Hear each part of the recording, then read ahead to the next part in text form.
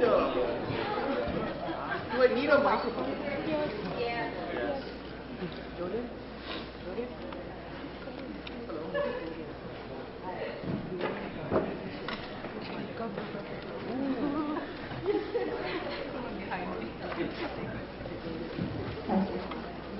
Okay. All set? Right. It seems to me that basically Andy and I will be doing this together. It seems to me that we have a bit of a set structure from the last two sessions, when one person first does and then the second person does presentations and then you have a breakout group. Today we may or may not do that. We'll see the flow, we'll see what form it takes. We will give you a break because you're entitled to one. But we will see how it goes. Basically, I think we will have some sort of a breakout group structure, and we will be in charge of that. But we'll see what form and how it goes. Part of the reason for improvising is because it seems to be more appropriate to do it in that way when you're talking about two particularly, what can I say, infuriating individuals such as these two. Because it almost seems as if they were born to infuriate us. They are deeply troublesome, deeply problematic individuals. Their way of debating, their way of arguing is something that is not easy to get into, and you have to ask yourselves at some point of time when you're doing all this, is it really worth it? You know, I mean, what's in it for me? Why the hell do I need to engage with this kind of stuff? It is very problematic, right? Very quickly, just the very, you might say, demeanor of these two individuals will tell you something about where they came from, who they were. One clearly, a man, you know, of stature, a man who knows how to sit in a chair, a man who can sit like he belongs, grandson of one of the richest men in India, a landlord, okay, a man of immense, what can I say, economic stature along with political stature, and a poet, a figure of the Enlightenment, a figure universally respected on this side. Here we have another kind of figure. Some might call him the what can you call it? The joker of Indian independence. You know, a transgressor, a figure who deliberately refused to be slaughtered. A man who very famously went to London and went actually into the Whitehall to talk to Winston Churchill wearing something like this that was then known as the naked fakir, and said, you know, I mean, seems like a complete madman. You know, who the hell will want to even deal with it? These are the two men who are seen to be the fathers of modern India. And when you actually start looking at parental origins, the illegitimacy of nationalism, as a famous phrase has it, the title of a famous book has it, may well lead to both these individuals asking what they had fathered, or who they had fathered. Because they took no little trouble to establish the fact that if it was indeed an India that they had fathered, that the child was illegitimate. It was not a child they were particularly happy with. It was not a child they thought had promise. It was a very peculiar form of fatherhood, you might say. It's really something, you know. And if it wasn't bad enough that these two individuals had extreme, considering as Firdaus Azim has it yesterday, you know, that Tagore wrote the anthem of independent India as he did the anthem of independent Bangladesh. If he had, as Gandhi also had, such disquiet about India, then what kind of, not only what kind of fathers were they, but what kind of legacy is this that we're talking about? I mean, what are we doing here and how are we doing this? If all this wasn't enough, the fact is that the two individuals disagreed with each other in very fundamental and basic ways on certain things. Yeah, they had differences of opinion that were not little. Those those differences of opinion are within a structure of agreement. But today, when you look at Indian nationalism and you're looking at, say, the Republic Day parade, or you look at the kind of lip service that every single Indian politician pays to these two individuals, it is very striking when you look at their text and you find that were they amongst those present, they might well have told the current Indian Prime Minister exactly where he got off, or what, what his legitimacy, you might say. So we're going to talk a little bit about the differences between these two individuals, and I'm going to say a couple more things. One thing what's immensely interesting is that Gandhi today is seen, as is very well known, as one of the iconic figures of decolonization in the world, right, in the first half of the 20th century. As such, he has a status that is that of Lenin, or a whole bunch of, you might say, figures that emerge in the revolutions of the first half of the 20th century or the late 19th century. The thing is that unlike a Lenin, Gandhi does not have a book. Most of these people were, the iconic figures, were authors of e-books, and Gandhi doesn't have a book. Indeed, he never wrote a book. He did not write as a theorist might write.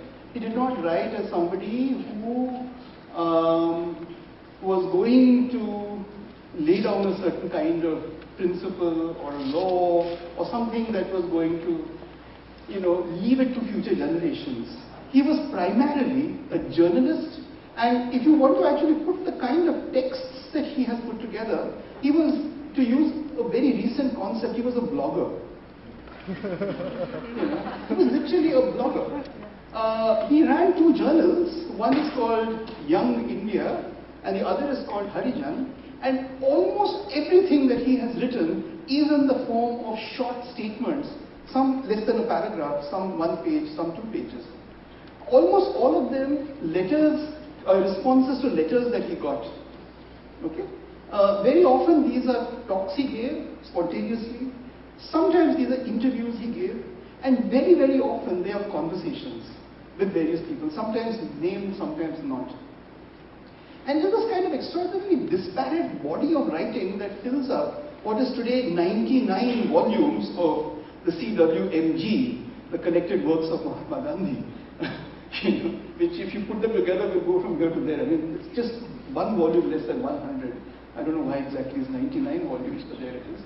Government of India has put it out. It's available in the public domain. It's available for free download online. And now, of course, fortunately, because of the sheer volume of stuff that he wrote, it's available in text searchable formats. You can start making some kind of sense about it. Akhil Bilgrami, who was one of the theorists of Gandhi, has said that extremely difficult to use Gandhi for anything because it's extremely easy to get him wrong and extremely hard to get him right. What do you make of this body of work? He was congenitally contradictory. He would repeatedly say things that apparently didn't make sense if you put two statements together. It was not his case that he was a theorist. It was not something he wanted to do, to write in a way that was going to be read decades later, or indeed even the next day. I mean, the next day because of the journalist and the newspaper, but the day after next, Young India was, as far as he was concerned, literally something you wrap the fish with 2 days after it was published. So he was not that kind of a theorist. Okay, he was a practicing, a practitioner, a practicing what I don't know.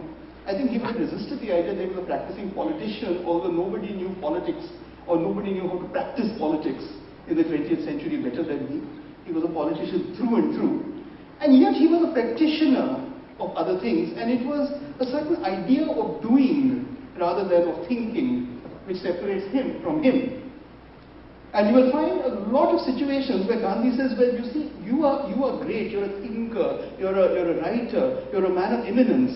I am a nobody. I am a nothing. I'm just an average, ordinary person, and so on. Let me start by saying something about giving you a flavor of what the man said in honor of the location that we are in.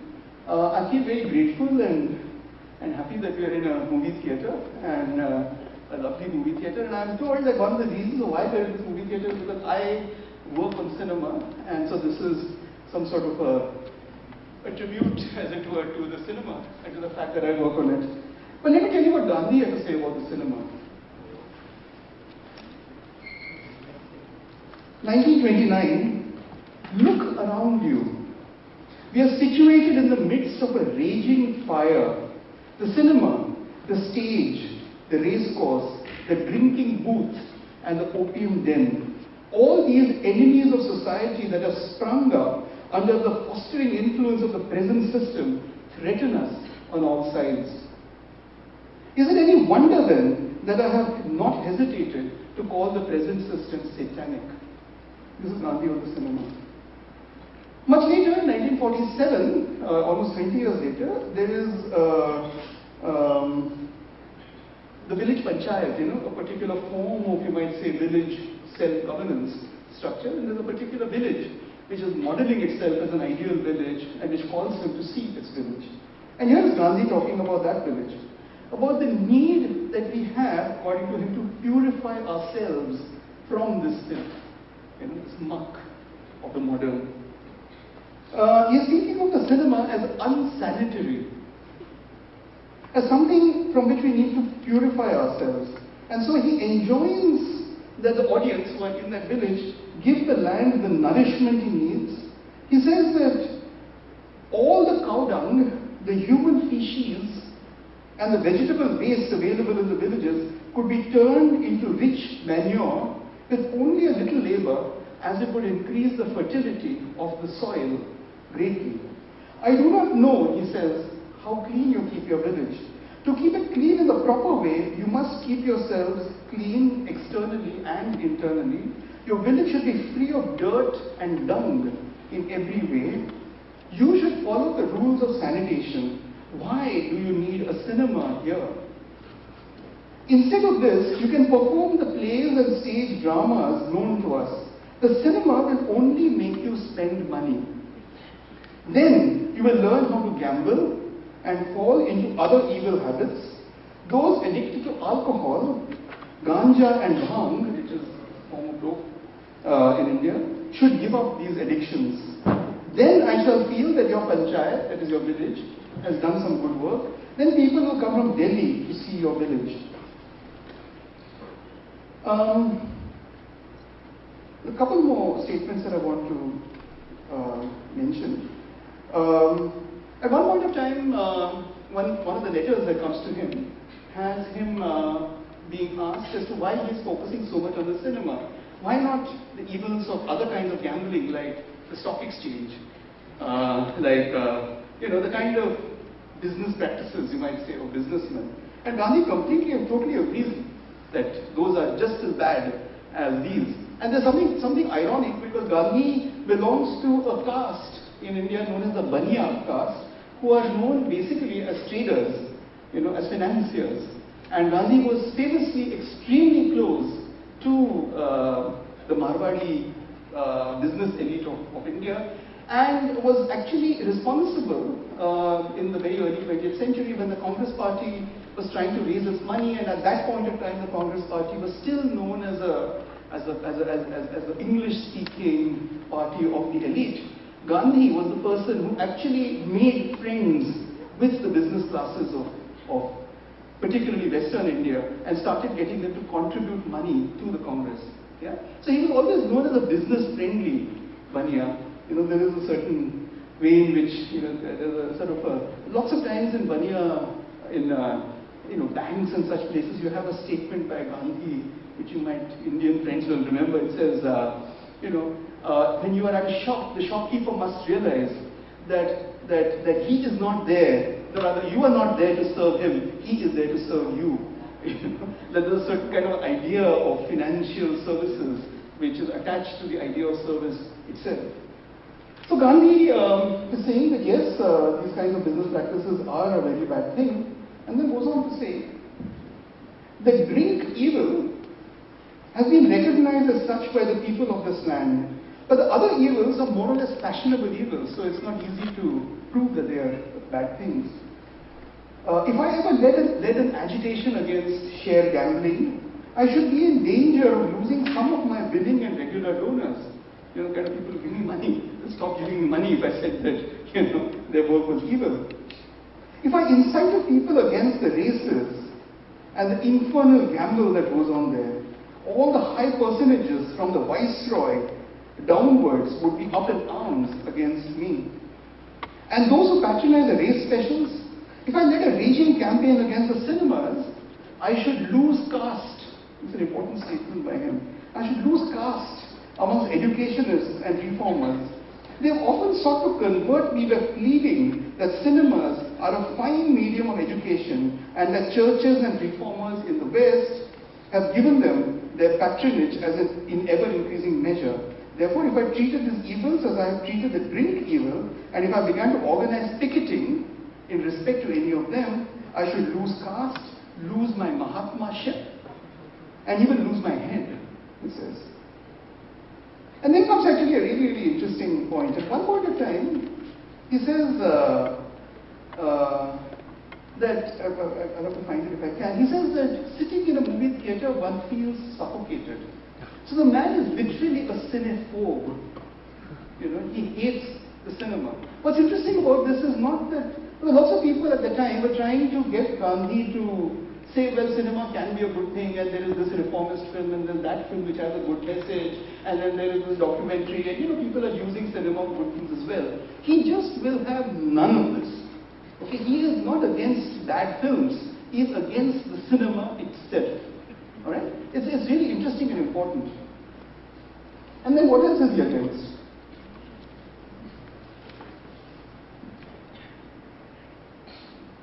This is a rather long passage. May 1947, India becomes independent in August 1947. Yeah? And so that means he's talking about literally months before India becomes politically an independent state. Yeah? Soon after that, he will himself be assassinated, and one of the consequences will be, and this is a distinction between, say, Mao, for example, that these two people never occupied positions of political power in India. Yeah? They were never professional politicians in that sense. They were never presidents or prime ministers or any such thing, because as it happens, both of them died before India, the Indian state kind of came to be. So here is Gandhi talking about what would happen if he were made Prime Minister of India. Okay? He says, in May 47, two months before India becomes independent, and it is likely, it's not unlikely that he might have been the Prime Minister. Mostly he would have said no, but it was a possibility. If I were made Prime Minister, these would be the first things I would do. I would stop all machine-driven flour mills and restrict the number of oil pressing factories, but install the indigenous mills all over the country. I might not destroy the textile mills, but certainly would not help them in any way. And in any case, I would not permit new mills to be formed. I would close all the cinemas and theatres in India. Even if I might, as an exception, permit exhibition of pictures of educational values, but singing and dancing, I would stop completely. I have great regard for dancing and music. I love music. Indeed, I might even claim that understanding what is good music and what is not is possible for me. So he does disagree to some extent, that he does say that at least I can understand good music. It's not like I'm a complete lout, as against the other man who's obviously a very, very cultured person. I have great regard for dancing and music and so on, but I would surely prohibit music and dancing which tends to pervert the minds of young men and women. I would stop the sale of gramophone records. Similarly, harmful drinks and drugs like liquor, tobacco, and tea also should be either banned or heavily taxed so that their consumption would automatically decrease. Moreover, ideal villages which are self-reliant in regard to food, which have not a single flour mill, and in which the residents grow all the cotton they need and manufacture their own cloth, right up to the stage of stitching garments in their own homes, should be awarded prizes and exempt from all taxes. Every village should actually have, every resident of every village should be his own policeman, his own doctor, and his own watchman. And the people will have no time then to quarrel and fight amongst themselves, and so on and so forth. So why the hell should we study this man? And why should we study him in a movie theatre? I mean, he might well say, what do you think you're doing? I mean, this is not me, and this is not the kind of things that I wanted to do. And yet the kind of influence that Gandhi has had in the decolonized world is unquestioned. Yeah?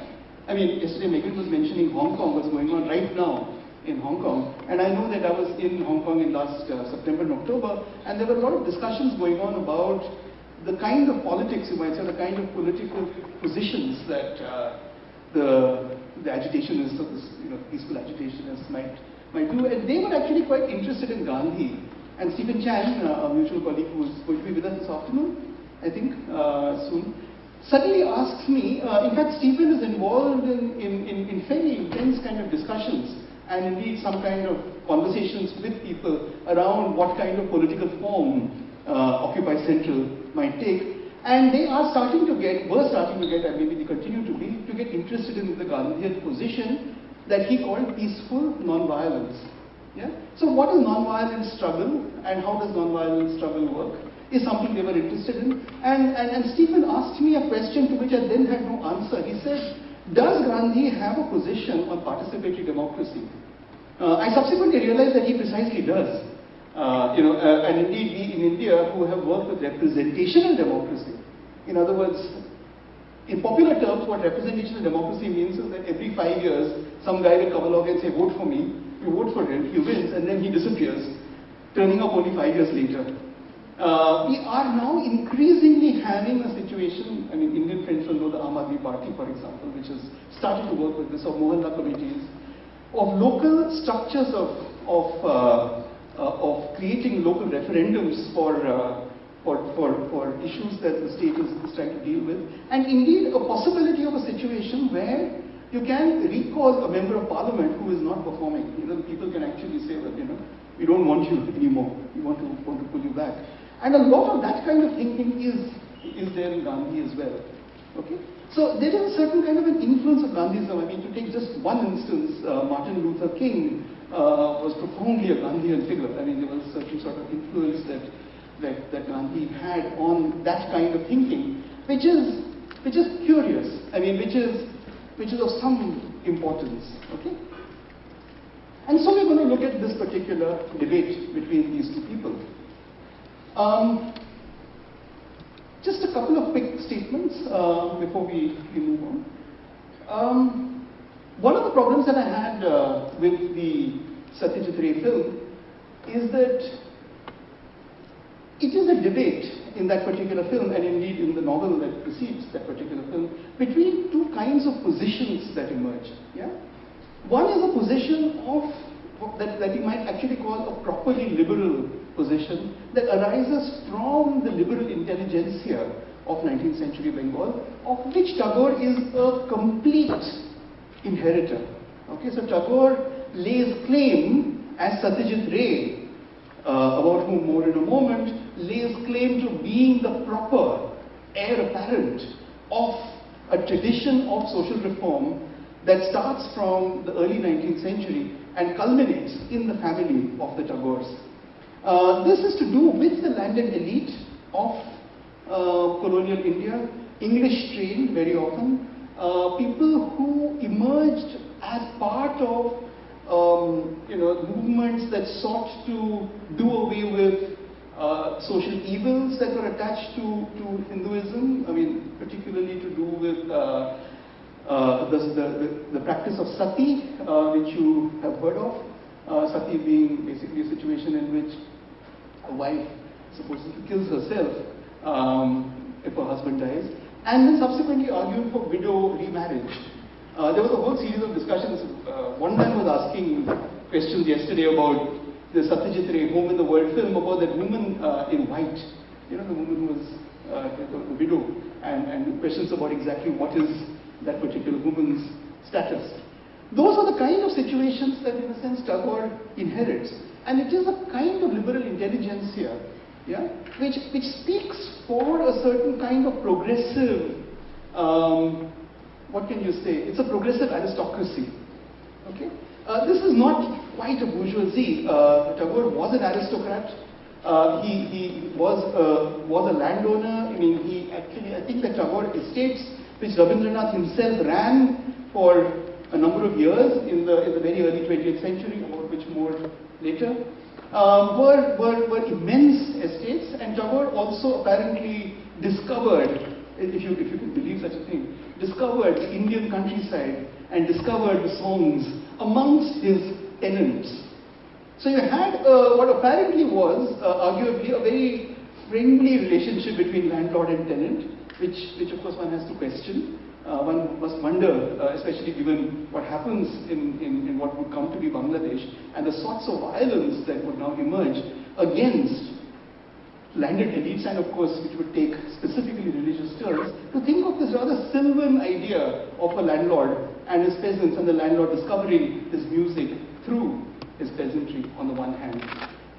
That is Tagore, and that in a sense is the character of Nikhil, okay, in The Home and the World, who will say, look, my wife has to come into the public domain because she has a role to play in the new politics. I too have a role to play, but my role is a role constrained by my financial arrangements as a landlord, because there are certain things I cannot do, and of course my political restrictions. But his wife need not be similarly restricted by those restrictions. In other words, she has another kind of role to play within a Swadeshi movement, which he supports, but sees his own role in it as limited. Partly because he is within a liberal structure. And then there is this character of the firebrand Sandeep, who represents this position, okay, who starts taking positions that Tagore is fundamentally opposed to. Three of them, and you'll say more about them in a bit. One, the entire question of banning or rather boycotting foreign cloth is something Tagore fundamentally opposes, as you have seen. Why? Because he says that if you do that, the poor will be affected. Now that's a Gandhian position, and Tagore takes it. Okay. So Tagore takes that particular position against Gandhi and says that there's no way that I can support Swadeshi if it comes to banning foreign cloth, because that foreign cloth is what is clothing the poorest of the poor. Take that foreign cloth away, and you will find that the people who will survive are actually the rich, because it is their politics. This is a landlord saying this, huh? Okay. Sandeep, on the other hand, who is the firebrand nationalist, says certain kinds of sacrifices have to be made, certain kinds of violence is inevitable, and we have to undergo a certain sort of revolution in which you have to sacrifice. One other sacrifice that he demands, which Tagore totally opposes, is I don't know if you're clued into this by now, but can you guess which one it is? The students boycotting their examinations. Gandhi puts out a call to all students. You remember that one student in Amulya, that student, he has abandoned his studies. Tagore specifically says that this is something he can never support. And Gandhi, on the other hand, says, I cannot help this, when you have a fire of this kind, people will be swallowed into it, and this has to happen. You cannot not do it.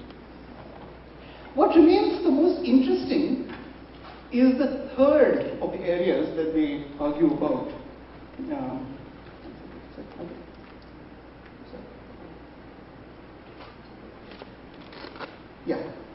Just a little bit about Gandhi.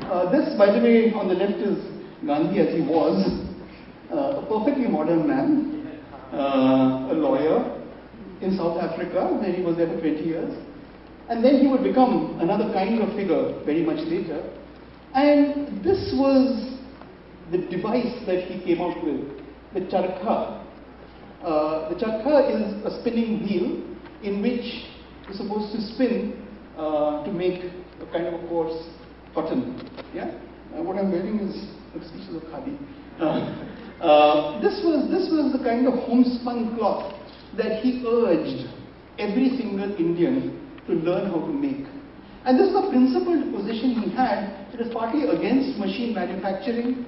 He was trying to ensure that a kind of symbolic politics emerged in which you not only opposed European machines, you didn't oppose them only to create your own machines, you actually opposed them in some very basic way. Yeah? So the charkha was something that was for Gandhi, and we will say more about as we go, symbolic and intrinsic to the symbol of Indian nationalism, and Tagore would have none of it. Okay? The charkha was for Tagore a symbol that did not help. It was a symbol that Tagore felt was not powerful enough. It was a symbol that he felt actually smuggled in a number of the dehumanizing aspects of machine technology. So what was so great about the charkha? Now, this debate actually goes to a great extent to involve things like science and technology, and we have a whole idea of what Gandhian science in India to do with appropriate technologies and small is beautiful and all of that stuff. I mean, it's a whole series of consequences that arise in relation to modern science. But they also relate to another dimension which I have been personally very interested in Indian independence and after, which is the domain of the symbolic, the symbolic structures of the national. I mean, what constitutes appropriate symbolic structures of the national? How do you decide? Particularly when women are told or find for themselves that they have a role to play within the symbolic order. As mothers or as whatever, they actually have to become a figure who will stand for a certain kind of symbolic structure. What does the symbolic do is interesting, because this was for Gandhi. On this side this is a typical Indian stamp, a first day cover, and so you will get a sense of the importance of this particular khadi to the idea of Indian independence. And it is news to 99% of the people that Tagore so fundamentally opposed both khadi and the charkha. I mean, it's not something that is known, and it is something that most people say, oh wow, we didn't know this, as to why this kind of difference that happened. All right. A few more statements, and then I'll start showing you a few clips as we go. Basically, the difference. I'd just like to go back to the Gandhi Tagore image, which is.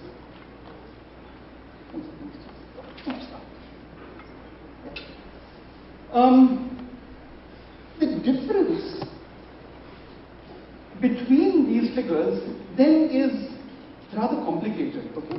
And what's interesting about it is that it's not only a matter of what kind of independence India should have. It's not only a matter of trying to quibble over political details. It's actually a substantive difference that now emerges between them, a substantive set of arguments. And what's now fascinating is that both see Indian independence as not just a matter that affects India. Okay? Both see independence as a matter that affects the world. Right? That's crucially important. Independence in India means the world making a set of choices around what's wrong at that point of time. Independence in India now means taking political stands which are ideological or intellectual stands around Europe and around what's happening inside Europe itself. Okay? So they have to do with a certain set of problems around what the world is facing, and a set of possibilities they think that India might offer to the world itself. Now, of course, what's interesting is that when you have communist revolutions, for example, they are similarly globe-girdling in their ambition. A communist revolution, for example, is not limited only to the nation state that has a revolution. It is intended as a worldly thing, worldwide, having to have worldwide consequences. But what exactly is the revolution that both are talking about? Is there one? This is where matters start getting confusing. Okay? Because neither of them offer a vision, a revolutionary vision for the future. This is now where the confusion starts coming. Neither of them basically say, well, this is what we should really fight for. This is what the glorious future can hold. All right? Both of them say, well, we think that India has an alternative. We believe that there are certain kinds of civilizational, cultural possibilities that take place, that could take place in India, but they can only take place if two things happen. One, and this is a startling commitment that a number of Indian intellectuals make, that we have to free not only ourselves from colonialism, we have to free England from colonialism also. Okay? You have to liberate the colonial masters from the ideology of colonialism. It's a cancer, colonialism, that not only affects those who are oppressed, but also affects the oppressors, because they too are in a situation that is deviant. It's a situation in which something has gone very wrong historically. Okay? Something fundamental needs to be discussed, and that something fundamental affects the entire world. Both of them are agreed that the problem was global. Both of them are agreed that the issues that they need to discuss had to have such a large dimension. But the difference now that emerges is kind of interesting, because what Tagore argues for, as we saw yesterday, is that the difference, that the problem that there is the nation. You know, the difficulty is the nation. The nation form is something that we must overcome, because the nation form has a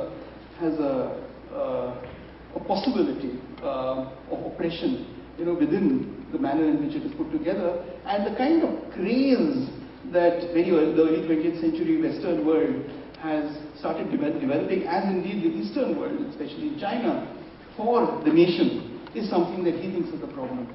Gandhi is even more basic. Gandhi thinks that the problem is modernity itself. Right?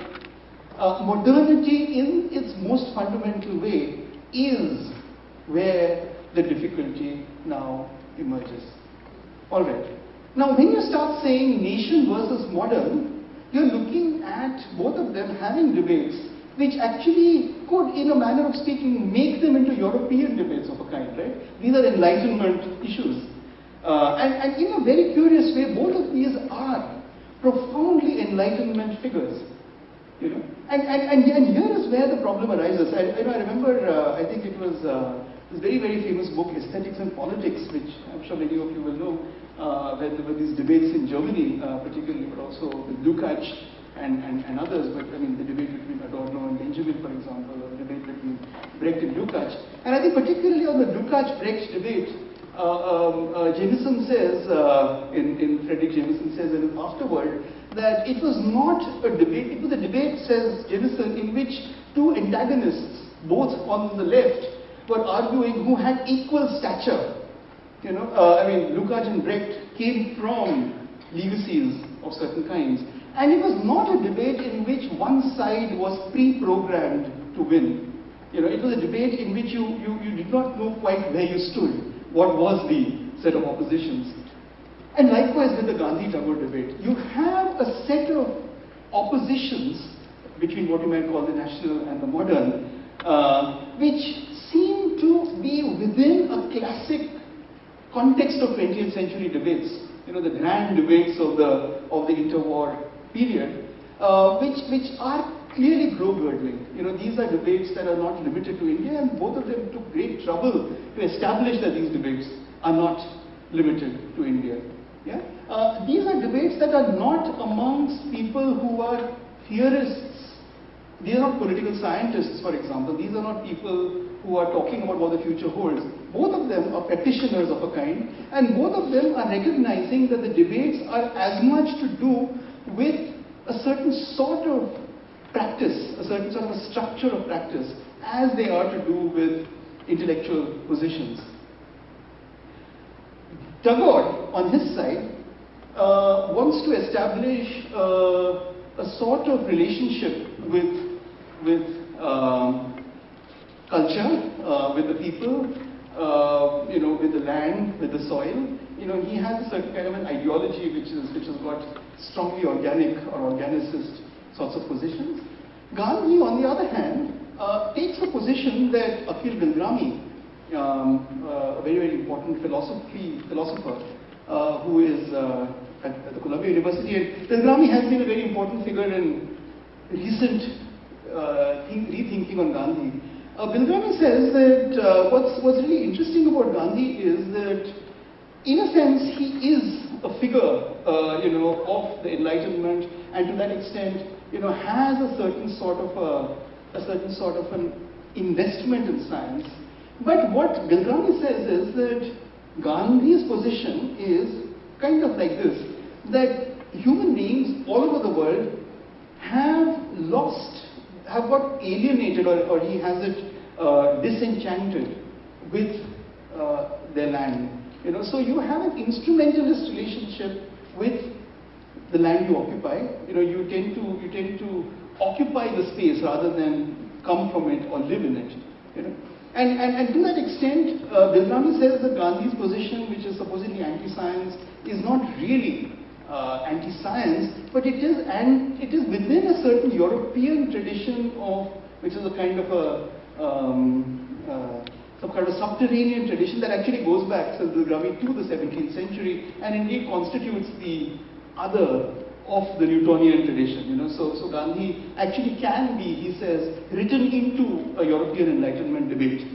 And indeed, you can actually look at Gandhian philosophy within a certain kind of history that is very, very European. Tagore, of course, on the other hand, is very directly European. And let me begin with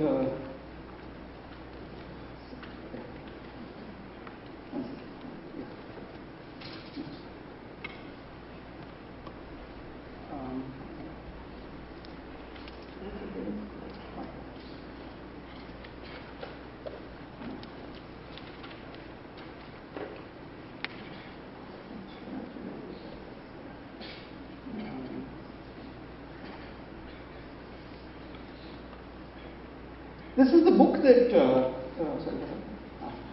book that has come out kind of recently. The Mahatma and the poet, Sabyasachi Bhattacharya, has put it together, Letters and Debates between Gandhi and Tagore between 1541. Really, really important book because it consists of sum total of their correspondence. Basically, Gandhi did all his attacks on Tagore in a journal called Modern Review, a very famous journal which is very, very much to do with modern issues. Set up by actually a scientist in Bengal, and Gandhi wrote his responses to Tagore in Young India, and both of these sets of materials are there. But let me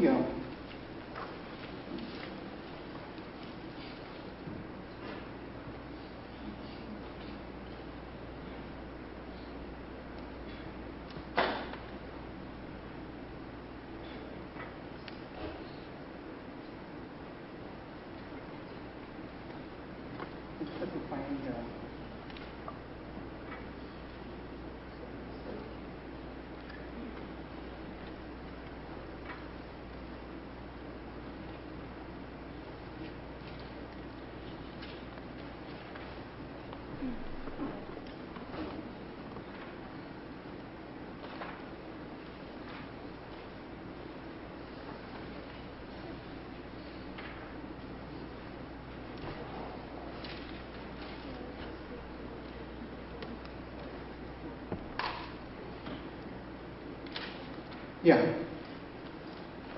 This is Gandhi, the part which I've highlighted.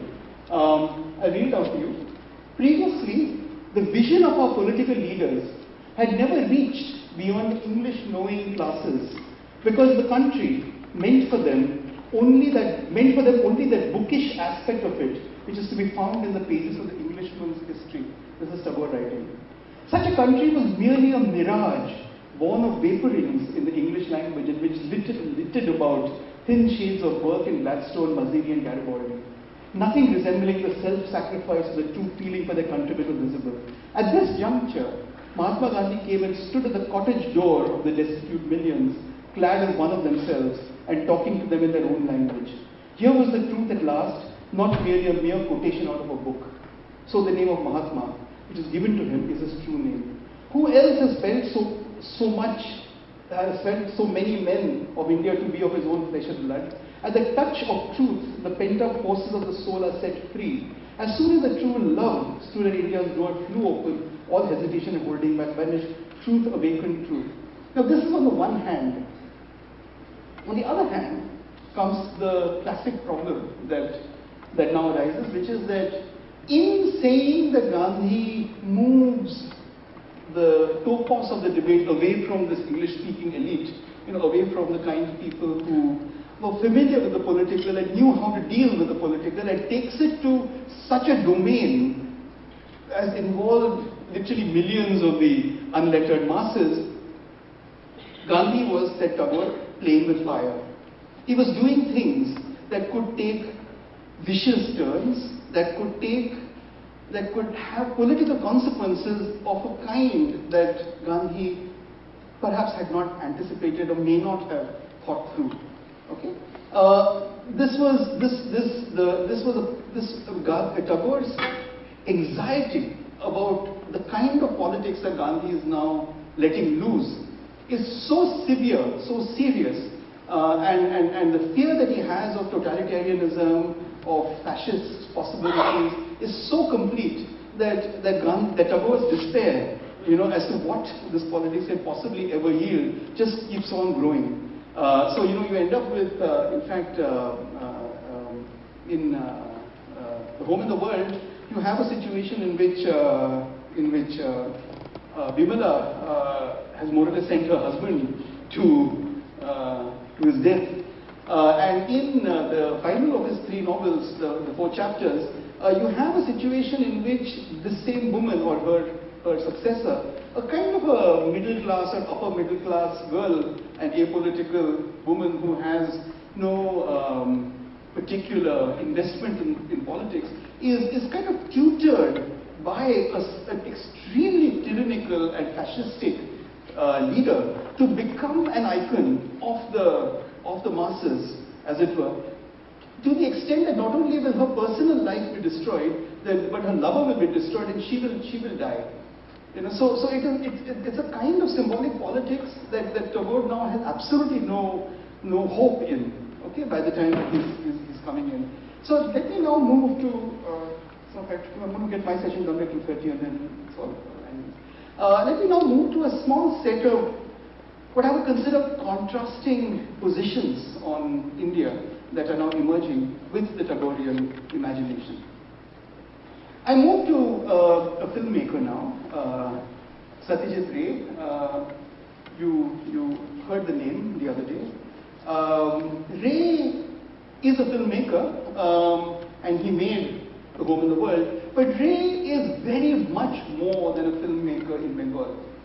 If Tagore constitutes the Tagore family, if you like, or the man himself as the landlord of this enormous zamindar, of this enormous set of assets, which includes what was his grandfather's property, the father's grandfather's property, which would become the University of Shantiniketan, in which he would set up this university. This is all set up with private assets and private monies. Satyajit Ray's ancestry is no less grand. Okay? Ray's grandfather, Upendra Kishore Roy Chaudhary, was one of the key figures in the Brahmo Samaj, which is a kind of a social reformist, progressive, deviant version, you might say, of Hinduism, which is as much inspired by Christianity as it is by Hinduism. And that is Ray's grandfather.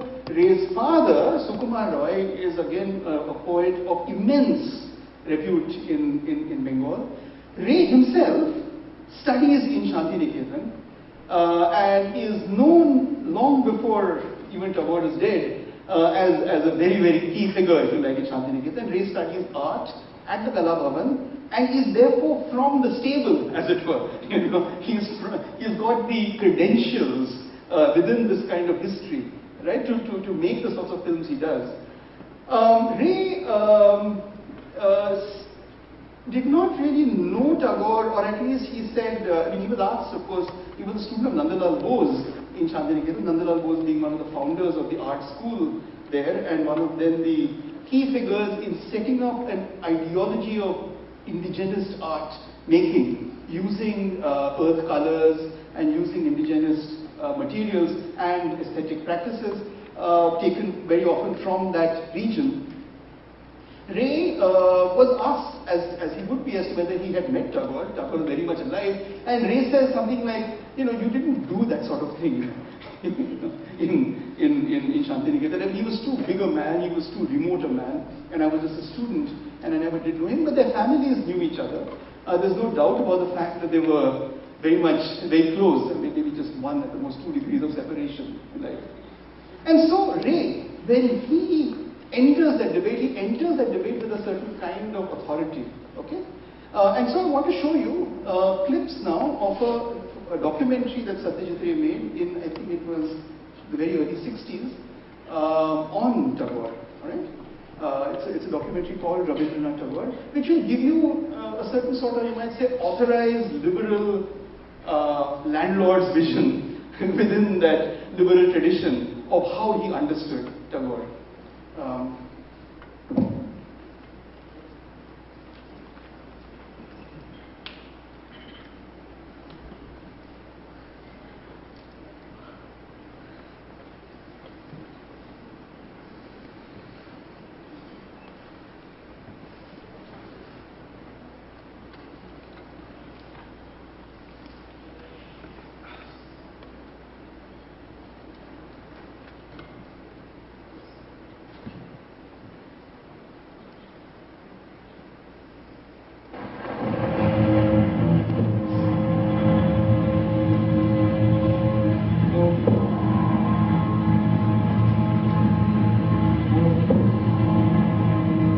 On the 7th of August, 1941, That is Ray's own voice. in the city of Calcutta,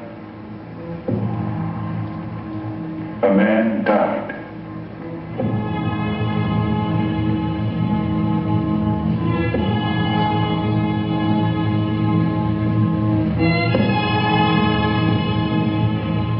His mortal remains perished, but he left behind him a heritage which no fire could consume. It is a heritage of verse and music and poetry, of ideas and of ideals, and it has the power to move us, to inspire us, today and in the days to come. We, who owe him so much, salute his memory.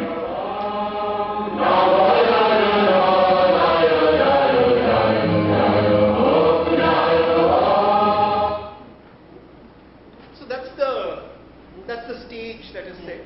I'll move to the family's history, the Tagore family's history, and his grandfather Debendranath, who sorry, Dwarkanath. Debendranath's father, right? Dwarkanath's grandfather.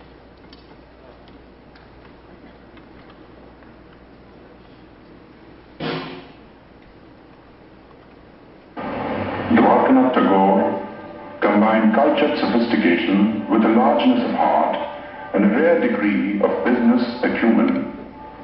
Coal, sugar, indigo, exports, banking, newspaper.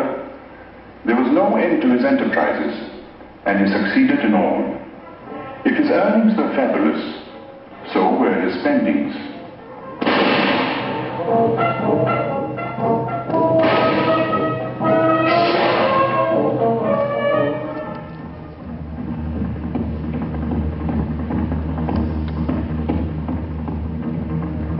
Although a Hindu and a Vaishnava.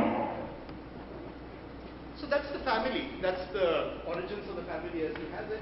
Rabindranath, his birth and his childhood education.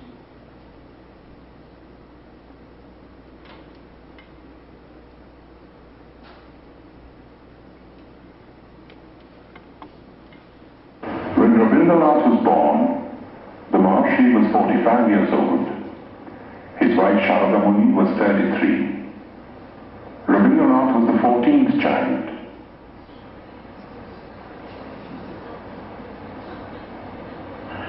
eldest was Dijendranath, poet, philosopher, mathematician. Second son Satyendranath translated the Gita and Meghdut in Bengali verse and became the first Indian member of the Indian Civil Service. The fifth son Jyotirindranath was a born musician, translated Moliere and Sanskrit dramas into Bengali and wrote and staged some of the most popular Bengali plays of his time. Among the daughters was Sharma Kumari, the first woman novelist and the first woman to edit a journal in India. Indeed, it was a household which hummed with artistic activity.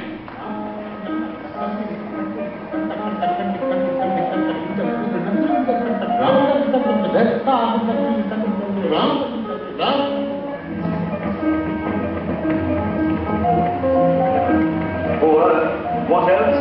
And shall I couple hell? Hold high, hold my heart. And you, my sinews, grow not instant old, but bear me stiffly up. Remember me? For Robi, the time hadn't yet come to participate in the activities of the elders. Going out in the street was forbidden too, and this was indeed a pity, for nothing seemed more fascinating to the boy than the world outside.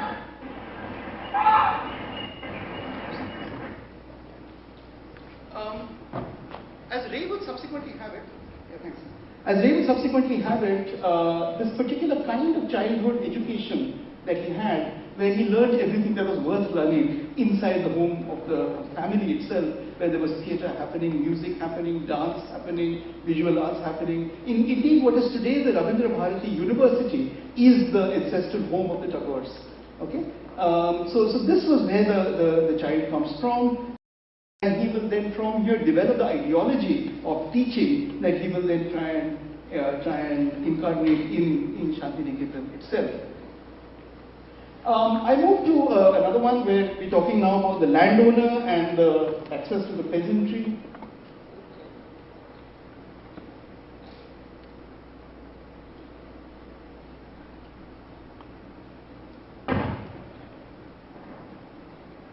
At the age of 22, Rabindranath married Bhavatarini Devi. The old-fashioned name was later changed to Mrinalini.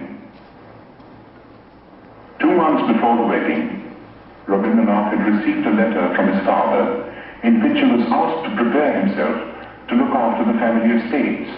After a period of initial training in the estates offices in Calcutta, Rabindranath found himself in the very heart of rural Bengal, in the region around the river Padma. With a worldly wisdom unusual in poets, but characteristic of the Tagores, Rabindranath in later life set about in a practical way to improve the lot of the poor peasants of his estates, and his varied work in this field is on record. But his own gain from this intimate contact with the fundamental aspects of life and nature, and the influence of this contact on his life and work are beyond measure. Living mostly in his boat and watching life through the window, a whole new world of sights and sounds and feelings opened up before him.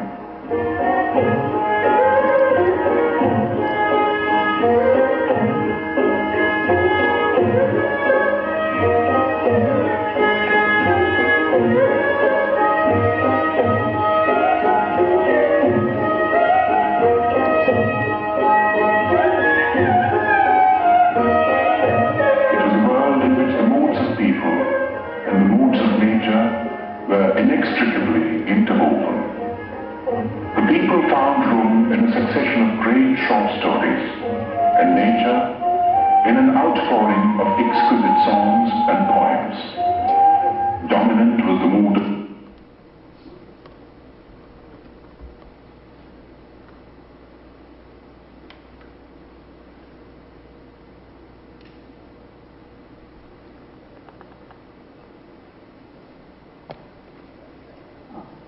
We now come to the nationalism bit, which is the controversial one, where which brings us to the period when he wrote both Home and the World and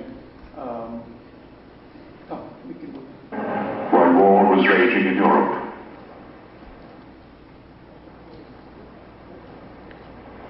Touring the United United States from Japan in 1916, Rabindranath made eloquent appeals for peace. He felt that world peace could only be achieved through intellectual cooperation between nations. He said, "The call has come to every individual in the present age to prepare himself and his surroundings for the dawn of a new era, when man shall discover his soul in the spiritual unity of all human beings." Pursuing this noble idea of international cooperation, Rabindranath gave the school at Shantiniketan a new status and a new name, Yatra Vishwam Bhavati Ekaniram. So this is Tagore. This is the vision of Tagore that Ray will produce, and this is the interpretation of Tagore that Ray adhered to, right? I'm going to actually show you a clip now from probably Ray's most famous film ever, and certainly the most famous rendition of a Tagore work on cinema, a film called Charulata, which has similarities with Home and the World in a number of ways. The story is set a little bit earlier than Home and the World. Home and the World, as we now realize, is set sometime in the mid-teens, around 1916 or thereabouts. Whereas this, we have taken us back into the 1870s. Okay, you have very similar situations. You have the inner space of where the women live and work within this kind of elite family, and you have a whole set of conversations around womanhood as it would now emerge within those debates.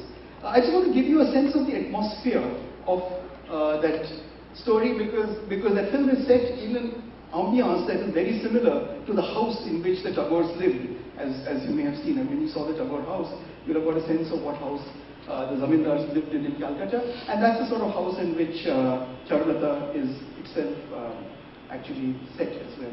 And I want to make a dramatic shift when I start talking about a very different Tagore.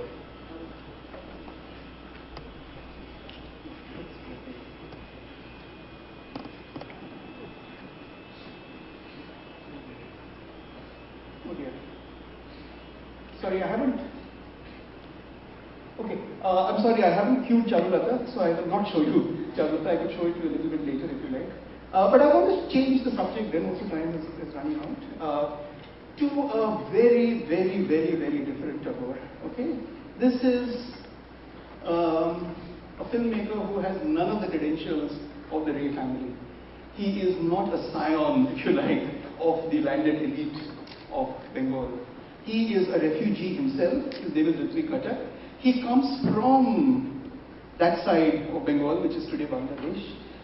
He is actually a figure who emerges from the two major phenomena that disrupt Bengal, both of which lead to political consequences that Tagore, you might say, may have anticipated or may have actually almost predicted.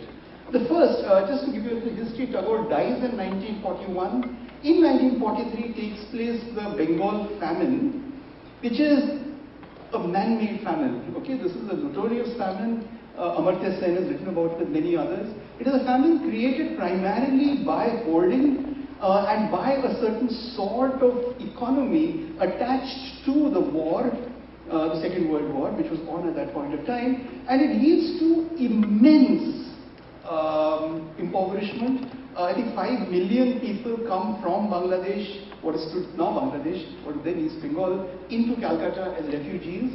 I don't know how many people die, I think they're in the hundreds of thousands, of starvation and so on. And Ghatak is one of those refugees, one of those people who comes to Calcutta. The difference between someone like Ghatak and someone like Ray couldn't be more stark, okay, in terms of just class origins. Ghatak is a refugee, Ray is this kind of figure, and yet Ghatak too now turns to Tagore to make another very fundamentally different sort of cinema effect, I think, a very different structure.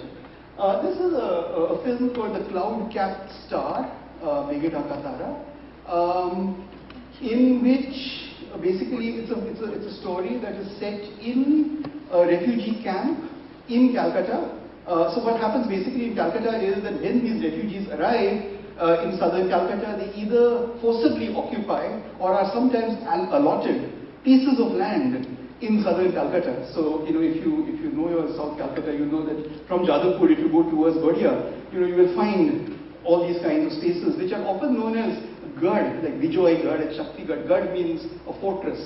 And so you have them almost like fortresses.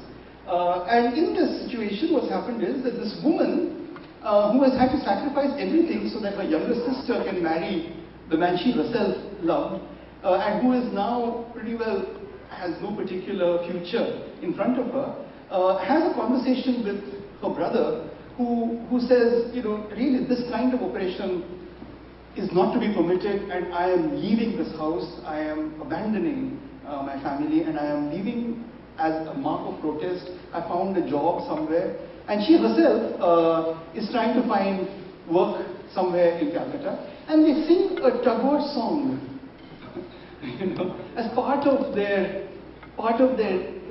experience of this loss. The song is a very famous song. It goes a little like this in translation. It goes like, in the night, when the storm banged at my door, how was I to know that what was banging at my door was you? I thought it was a storm. The night turns black. The light is off. I hold my hands to the sky and I look again. How was I to know then that the storm was your flag of victory? It was your sign of victory. I was sort of beset by this particular storm. You get now a Tagore that I think was not imaginable in the way that Ray imagines Tagore. Okay? This Tagore is not to be seen within the Rabindranath Tagore documentary. This is a Tagore that's a Tagore of the underclasses of Calcutta. Okay? This is a very, very different idea that you might have of Tagore, and you need to know this other side of Tagore, if you like, or this other, you might even say, appropriation of Tagore to be able to make a certain kind of a sense of why the man has the kind of importance that the Bengalis give him, and the Indians generally give him. Yes, you can play.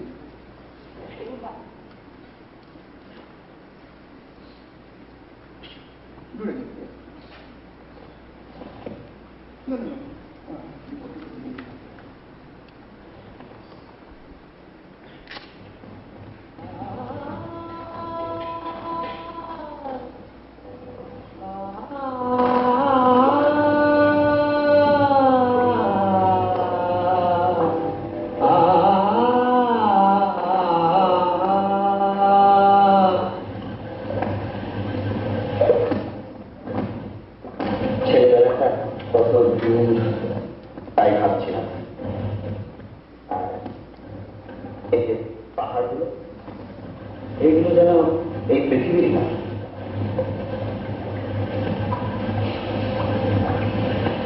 পাহাড়ে কেউ ওঠে না রে, সব পাতালে ভেঙে যাচ্ছে।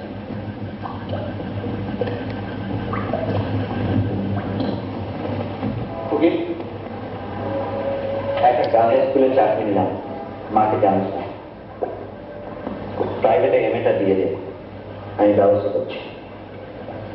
দাদা, আমাকে একটা রবীন্দ্রসঙ্গীত শেখা দিই। কেন? আমি তো ছোটবেলাতে গাইতাম। তোর মতন নরম ইডিয়েটদের ওপরে গ্লো আছে সব থেকে বেশি, অথচ বেশ একটা কাঁচের ফ্রেম বানা, তার মধ্যে আমাকে মোমের পুতুলের মতো বাঁকিয়ে রেখে দে। শোন,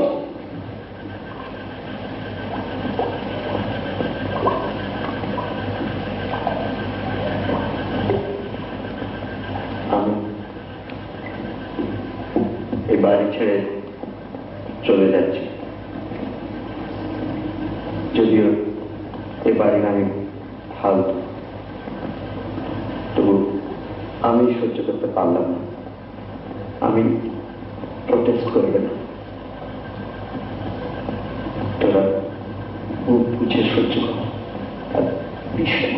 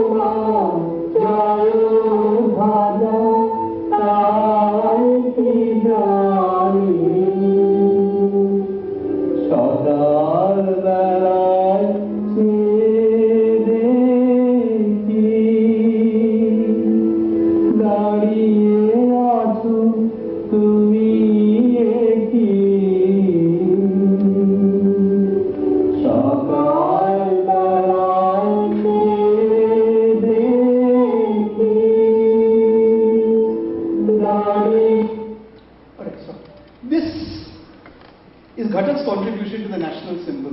This is Ghatak's contribution to the woman figure, if you like. He will do this again and again in the Cloud Cap style. It actually has this low angle shot of this woman who's almost like a kind of a Buddhist, icon up there. At moments when she will be close to death, she will indeed die at the end of the film, as Tagore's women have often done. Yeah, so you can have the lights back on.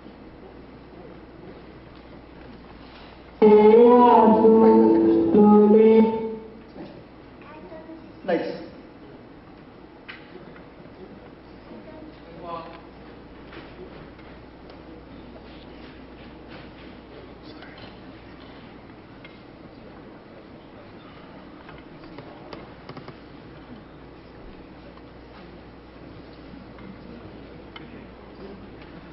The partition of India happened, I don't know how many of you are familiar with the partition of India as a phenomenon.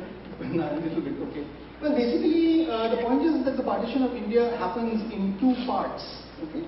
On the west part of India, it splits up into Pakistan and India, and on the right side of India, it splits up into what was at that time East Pakistan and India. And then in 1971-72, you have this entire sort of revolution, and then of course you have the founding of the state of Bangladesh. Okay, on this side. The entire consequence of the partition as a phenomenon that was not,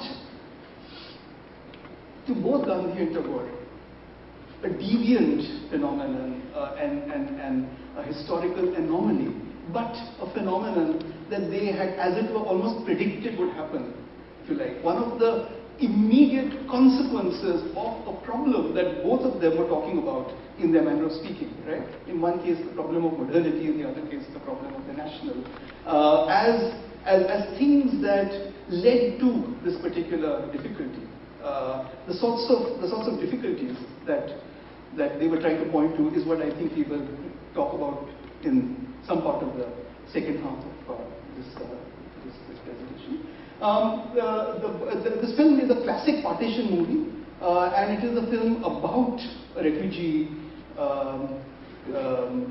family, and we'll see a little bit more about it. In the second half, apart from Andy's presentation, what I've also slotted are actual texts from the Gandhi-Tagore debates that take place, and then we will move to Hind Swaraj itself. Okay, in terms of that particular position that Gandhi takes on modernity, including his own profession of law, that happens. But let's take a 10-minute break and then reconvene.